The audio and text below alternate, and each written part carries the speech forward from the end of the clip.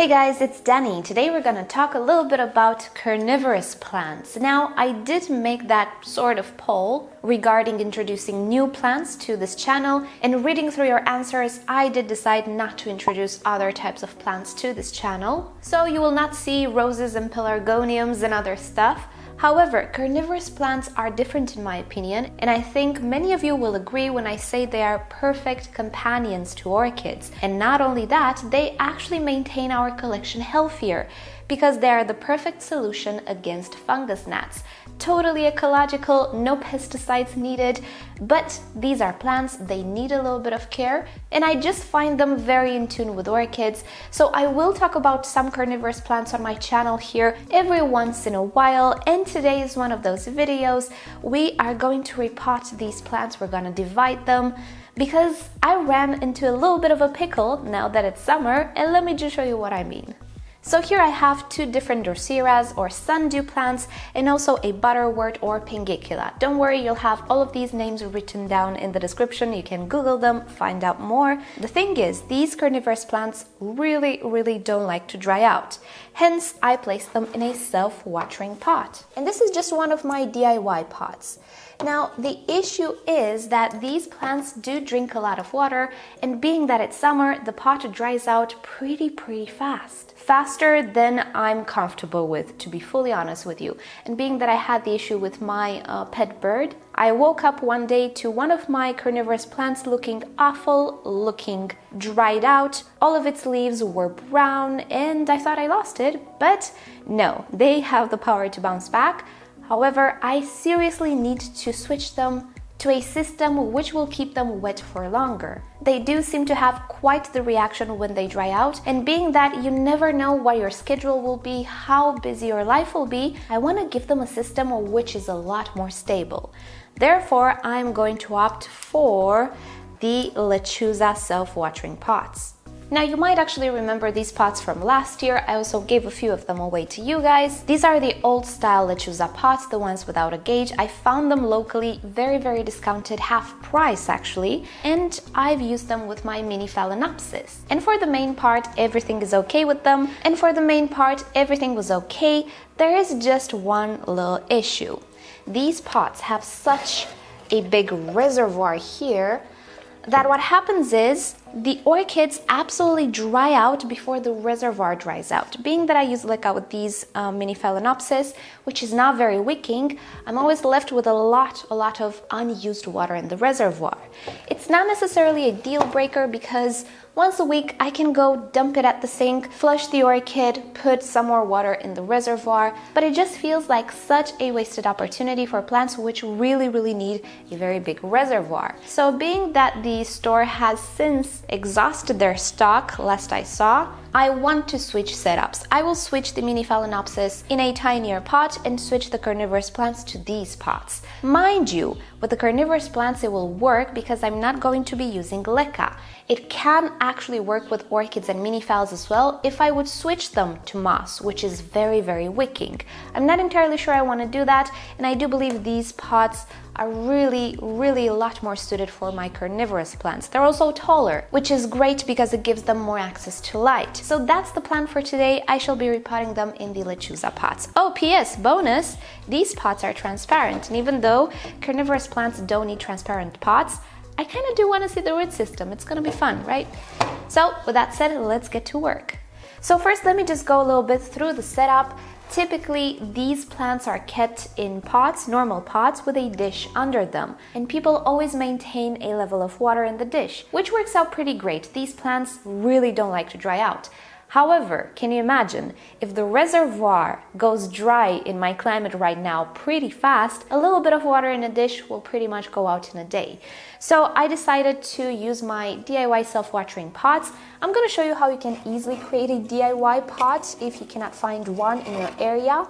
Ooh, the amount of roots. Simply find a normal pot with drainage holes. Find yourself a synthetic thread. I used microfiber here. This one actually came from a mop, so I didn't even have to cut anything, but you can definitely get a cloth and cut it in a thin strip.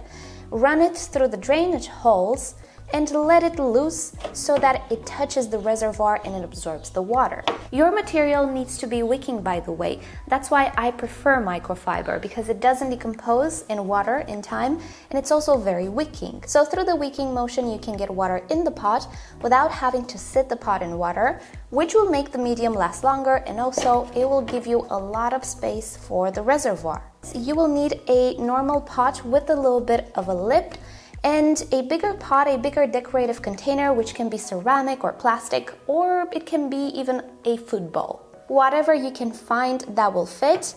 And the idea is that the pot with the plant will sit on the lip of the decorative pot, therefore creating this space here where water will be. And there you go, this is a DIY self-watering pot. Very easy to make. All you need to do is just find two pots that fit. One that will sit on top or on the lip of the decorative one. Mind you, this one does not have any drainage holes. It's purely a decorative pot. So that's the principle of the lechuza pot as well, but it's made a lot nicer by a company. You have an inside pot with a little bit of a lip, which rests on the outside one. But just take a look at the reservoir in this one. That should last me at least for a week, which is nice.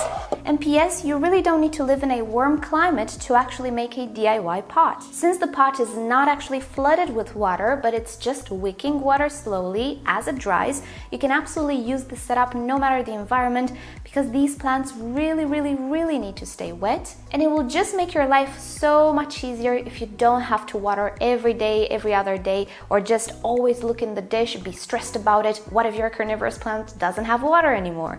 With a self-watering pot, you need to do that maybe once a week, depending on the reservoir. So I do believe it's a perfect setup for them. Now, about the medium. Sphagnum is, in my opinion, the perfect medium for carnivorous plants. And this is what this plant is potted in. So today we shall be using sphagnum moss, but I think first it is time to see how this plant looks inside the pot. And I'm afraid I will have to damage a few roots, but I have a suspicion this plant has a lot of roots. And there we have it. I think it looks very well, and I think the moss actually preserved itself very well. Not sure if I'm gonna reuse it because I wanna give the plant a lot of time in this medium. As you know, sphagnum moss does tend to decompose or degrade pretty fast. The better the quality of moss, the more it will last, obviously. And this is very good quality moss. You'll find the brand that I use down below in the description. Alrighty, so let's just remove the moss. This is some peach moss, which was here when I purchased the plant. The plant was originally potted in peat moss, and it's okay if a little bit of peat moss is left. Okay, so I removed most of the moss. I'm not gonna go ahead and remove everything. The next thing that I really want to do with this plant is divide it, because look at it, it's just so bushy. So to do that, I'm just going to pull on the individual rosettes. They are connected through a very tiny rhizome, and they should just come off really easily. It's really easy to see the individual rosettes as well. Look at that. And you know what I'm gonna do? I'm gonna keep a few for me, and a few I'm gonna give away in the giveaway, which will be pretty soon, I think. So there we have it. I plucked away a few rosettes. I still have a few rosettes of my own, and I think we're pretty much done. I'm going to keep this one, and I will make another little pot. From one tiny little rosette, you can actually get a really big clump in no time. Alrighty, so I separated my rosettes, time to pot them. So just like with any other repotting, I will start by adding a layer of sphagnum moss at the bottom. I need to have the sphagnum moss in contact with the wick, because this will drive all of the moisture inside the pot. So I'll put a generous bottom layer actually. I'm still not going to super compact it, but unlike orchids, these plants really don't mind compacted medium actually. As long as obviously it's not rock solid, but with this one I can actually compact it a little bit.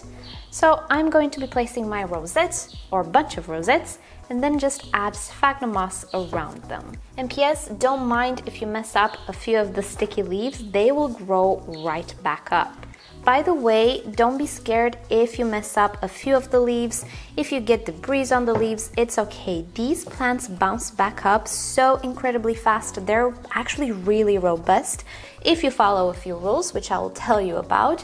So that is okay. At the end, we're also going to remove all of these really bad looking leaves, the dead leaves, and we're only going to leave the brand new leaves on it. And if you can imagine, this damage happened about 2 weeks ago, and look how many brand new leaves I have, and everything was dry.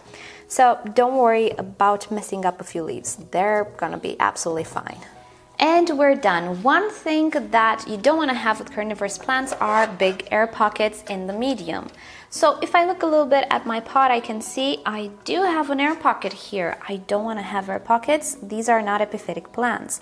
So I'm just gonna put a bamboo skewer and try to cover it up.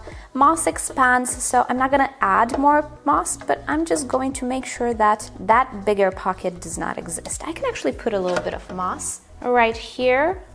And there we have it. Problem solved. So now let's just try to make this plant look a little bit better. I'm going to cut away all of these dead leaves that I lost when I did not water my carnivorous plant. I'm pretty sure that throughout this video, I might have called it an orchid. If that happened, sorry, but I think you can understand. Every day I come here and make videos about orchids. I'm gonna call everything an orchid. If I make one day a video about dogs, which I will never do, but if I do, I probably will call them orchids as well. Just comes with the territory. All right, so we are looking a little bit better now. Next up, watering. The moss was already pre-soaked. I never worked with dry moss, but I want to fill the reservoir and make sure that everything is soaked. With carnivorous plants, it's a good idea to always use very soft water. Rainwater, reverse osmosis water, even distilled water from the store. Don't use tap water. There are very few places in the world which can use tap water with these carnivorous plants. They are incredibly sensitive to salts. So my osmosis water, as you might know, is not 0 salts. It has 24 parts per million. It's absolutely perfect for carnivorous plants. So you don't necessarily need distilled water if you have a reverse osmosis system or very soft water generally. If you have 30 parts per million, I think it's absolutely perfect for carnivorous plants. But if you have over 100 parts per million, it's not going to be suited for these plants. Also, they don't require fertilizing. They get all of the nutrients from the bugs they catch. All they need is water. So let's just take a look and see how the reservoir looks like. It's not completely full. I will make sure to fill it up, and I think this should last me for a week at least. So I'm gonna go ahead and do the very same thing for the other plants in the back, and I'll come back when I'm done with everything. And here we are, we're all done, and judging by the weight of these pots, I don't think I'm gonna have to water them very frequent at all. Now, the aftercare for these plants is nothing much. Obviously, I don't need to fertilize. I will only use very soft water. I will make sure to lift the pots, and when they don't feel heavy anymore, I will give them a good water. But since my orchids are on the same shelf, whenever I water the orchids, I will check these guys out as well. The problem was they were drying out faster than the orchids. Can you imagine that? So I do believe this will do the trick.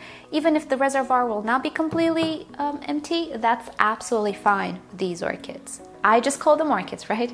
With these plants. As you might know, they are sitting in my orchid shelf, which has LED panels. If you don't know about the panels that I use, I will link to a video down below in which I show you the panels. And so far, they have done really good. The color is good on them. I have no issues, so I do believe it's enough light. And that's about it. They are keeping me very safe from fungus gnats. I barely have any population at all. I'm thinking that I could use a bit more fungus gnats to feed them. It's okay.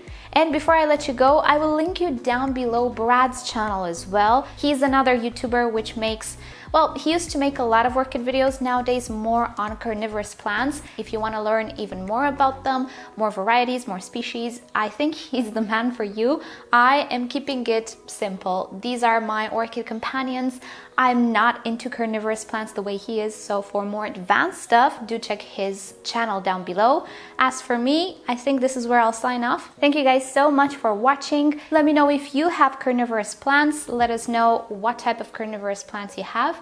And with that said, you know the drill, like or dislike this video below, subscribe to my channel for regular orchid videos and orchid companions sometimes, why not? But mainly orchids. And if you wish to support the channel, consider visiting the merch store down below in the description. And with that said, I'll see you guys next time. Bye!